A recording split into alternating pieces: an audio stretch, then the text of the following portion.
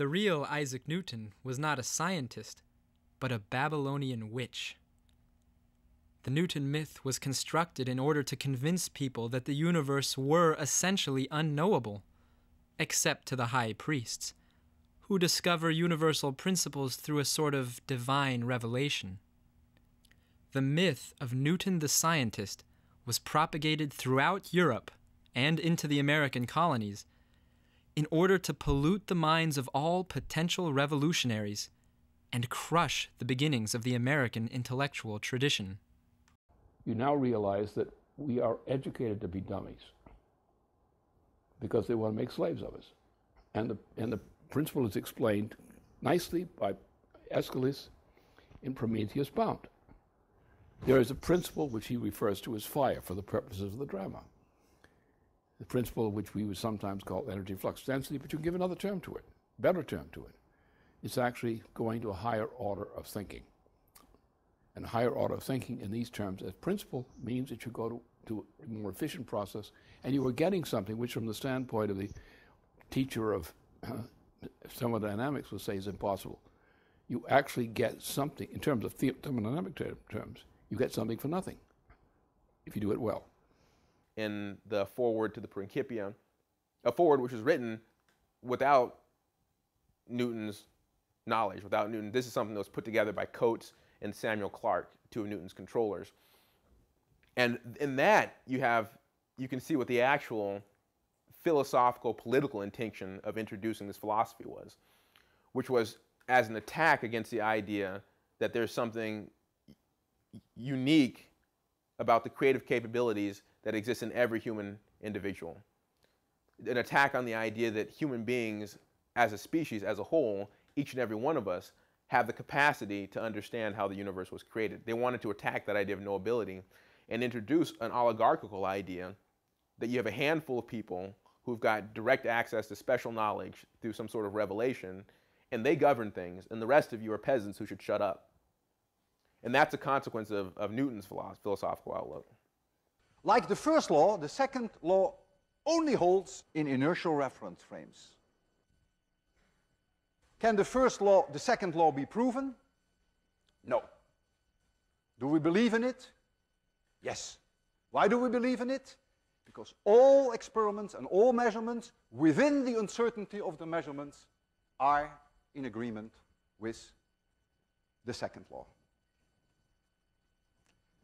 Now you may object, and you may say, this is strange what you've been doing.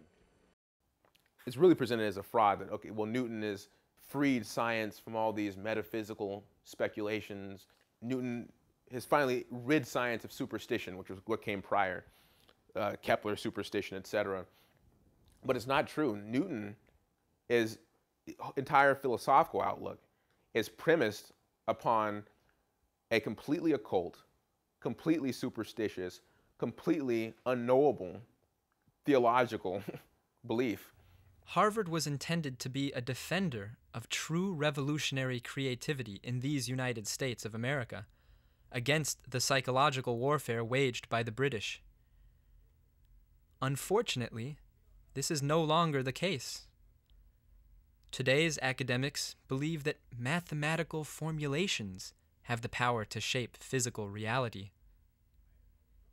For example, Harvard astronomy professor Owen Gingerich, who is known as the international authority on Johannes Kepler, recently gave an interview where he revealed what he really thinks. The mathematics show that in this kind of model, there's no reason why you can't change the parameters and have other, quite different universes. And if you can show mathematically that they can be there, there's nothing to prevent them from actually being there. I think many people have a problem with that because it is hopeless to get in touch with any of these other universes. But I always have to pause and say, for a long time, Christians have been talking about a totally other universe that we don't have direct access to. And that's heaven, the hereafter, paradise, whatever. That's the expert of Kepler at Harvard. If you're one of the top professors at Harvard, you're known as the expert in your subject. You're the one that sets the standard for what's taught in the rest of the universities of the United States, and for a large part around the world also, because it's seen as our top university.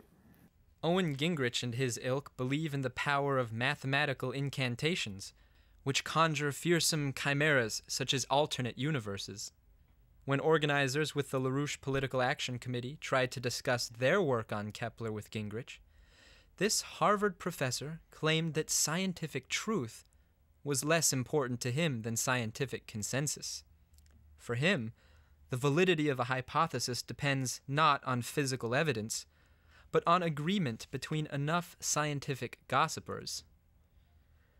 This mechanism of consensus is used today by the same oligarchical networks that used Newton to attempt to halt the spread of the creative ideas of scientists like Leibniz and Kepler.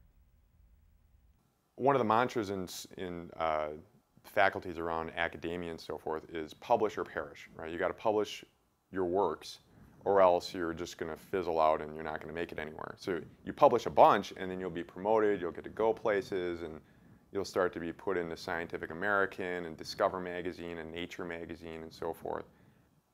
The issue is that in order to get published, your paper has to go before the peer review. Who knows how they're selected? Supposedly it's a democratic process, but it's more of a process of selecting priests for some type of a witch's coven or something like that. These priests look at your paper and, once again, make sure that you're not saying anything that's going to challenge the ideas that are appropriate for a slave society. The modern university performs two functions. One is to manufacture debt slaves, who today owe upwards of $350 billion. Harvard, for example, is estimated to cost about $50,000 a year for an undergraduate. Therefore, the average cost of a degree from Harvard is $200,000. A degree is supposed to be the student's pass to financial and social success later in life.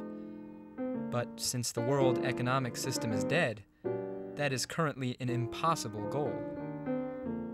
Nonetheless, we are told that future employability and social opportunities are directly proportional to the debt accrued through education. Thus, the student is trapped and willingly submits to a process that ultimately imprisons his mind. This is how the university achieves its second, more insidious function: to monitor and control which ideas are accepted by society, to act as an intelligence operation. At each level of education, the method of instruction and the requirements for advancement are designed to prevent the average person from making creative breakthroughs. You know, a kid graduates from college as an undergraduate, gets his BS degree, and decides that he wants to go on for higher education. And let's assume that this student is actually excited about ideas, wants to make discoveries, and was somewhat excited by what he learned as an undergraduate, regardless of the fact that most of it was bunk, but he's excited about the idea of learning new ideas. Gets to graduate school and finds very quickly that what he's learning is not how to make new discoveries, but how to transform what are actual discoveries into derivations from already known axioms and postulates and definitions and so forth. So the totality of this poor, potentially creative kid's life in a graduate school is learning how to take real discoveries and destroy them. What price is too high to pay for a degree?